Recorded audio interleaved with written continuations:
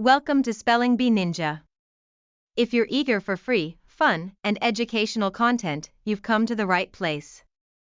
Join our community where we explore the beautiful world of language together, equipping you with the skills you need for a brighter future. Subscribe now and never miss an episode. Today, we're diving into a key aspect of English grammar, direct and indirect speech, or as some like to call it, reported speech. Let's start with direct speech. Have you ever had to quote someone directly?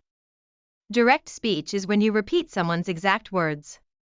Usually, we enclose those words in quotation marks. For instance, if your friend Sarah says, "I love pizza," you're directly quoting her. Not only do you include the words in quotation marks, but you also keep the verb tense the same as it was originally. In other words, you're capturing her voice exactly as it was spoken.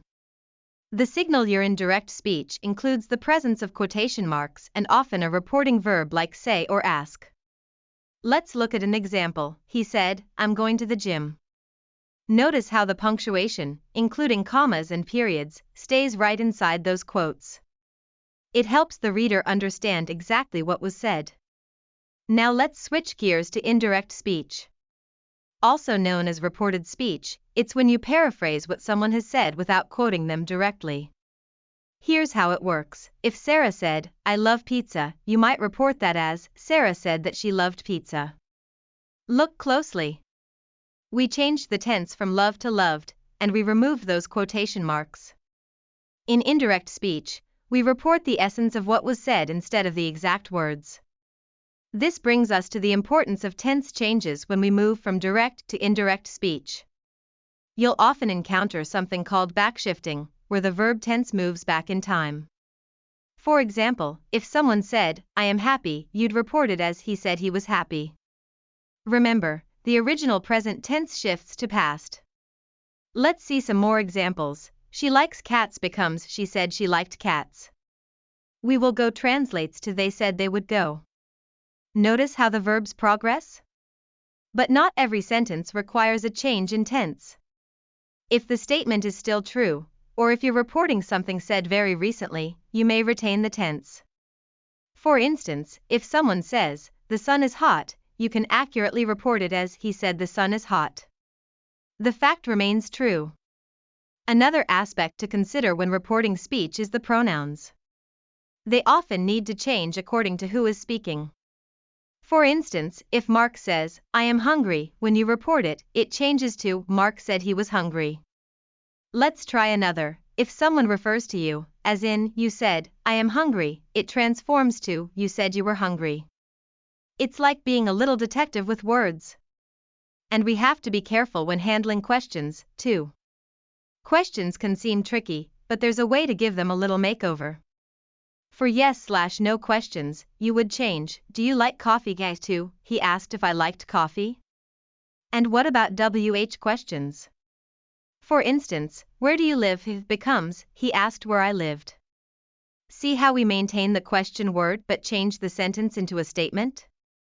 Now, let's tackle commands and requests. When someone tells you to do something, we take a different approach. We use to plus the base verb. For example, "Close the window" becomes, "He told me to close the window." If it's a request, like "Please help me," you'd report that as, "He asked me to help him." Now, let's have a little practice. Can you convert these direct sentences into indirect speech? Mary said, "I am going to the party." Tom said, "I will call you tomorrow." Anna said, "I have finished my homework." Peter said, "Can you help me?" Lucy said, "Don't touch that." Remember to change the tense and pronouns where needed. When you turn it into indirect speech, you will come up with sentences like, "Mary said she was going to the party." Did you spot the changes? Now, let's look at a short essay where we can identify both direct and indirect speech. The essay is called "My First Day at Language School." It opens with, "When I walked into the classroom, I was nervous. The teacher smiled and said, 'Welcome to your first English class.'" You see that first part is direct speech. Later on, "She asked me where I was from. I told her I was from Brazil," which shows a change to indirect speech. There are various examples throughout the essay like, she replied, yes, but it's usually fun. It's all about recognizing the different forms and how they show up in our speaking and writing. Your task is to identify whether sentences are direct or indirect when you read the essay carefully. This skill will help you become more fluid in using both types of speech in conversations and writing. And why does all of this matter? Understanding reported speech lets you communicate clearly in various situations, in taking notes, writing stories, or simply translating for a friend. It helps maintain accuracy in your messages. As you develop these skills, you'll find yourself mastering the art of conversation and storytelling in English. Lastly, if you want to have some fun with this, try imagining yourself in playful scenarios. Perhaps interview your pet and translate their words into indirect speech. You might say, my dog said he was excited when he barks. Or how about asking your fridge what's inside?